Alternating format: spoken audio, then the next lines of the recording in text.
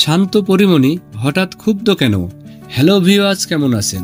আশা করি ভালো আছেন। বিনোদন জগতে জানায় আপনাদের স্বাগতম। সম্প্রতি হঠাৎ করে সামাজিক যোগাযোগ মাধ্যমে ছড়িয়ে পড়ে ঢাকাই সিনেমার নায়িকা পরিমণির মৃত্যুর গুজব। পরে ফেসবুক লাইভে এসে এ ধরনের গুজব নিয়ে নিজের বিরক্তি প্রকাশ করেন।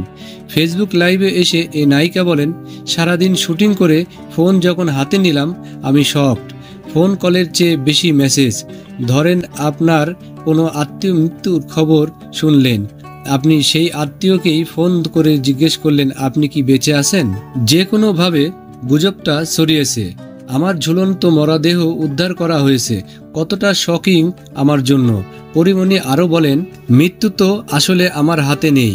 আপনি তো জানেন না কখন চলে যাবেন। আল্লাহর কাছে স্বাভাবিক মৃত্যু চাই সব সময়। এ সময় পরিমণি ভক্তদের উদ্দেশ্যে বলেন, তার যদি অস্বাভাবিক মৃত্যু হয় তবে ধরে নিতে হবে কেউ তাকে খুন করেছে। তিনি বলেন, এই যে ঝুলন্ত মরা দেহটা উদ্ধার করলো আমার, তারপরও লাইভে এসে কথা বলছি আপনাদের সঙ্গে। কোনো একটা ফোকাস সরানোর জন্য মানুষ পরিমণিকেই বেছে নেয়। আলুর দাম কমাতে পারছে না বলে পরিমণির বিয়ের খবর করে দাও। এখন বিয়ে দিতে পারছে না বলে একদম মেরে ফেললো। লাইভের শেষের দিকে চিত্রনায়িকা নুসরাত ফারিয়া প্রসঙ্গেও কথা বলেন পরি।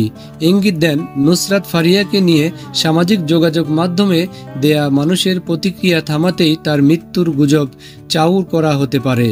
শেষে পরি বলেন, আমি সুইসাইড করার মতো মেয়ে না। আমার জীবনে এখন সুইসাইড করার মতো কোনো ইস্যু নাই। আমার 2টা বাচ্চা নিয়ে কাজ নিয়ে অনেক খুশি।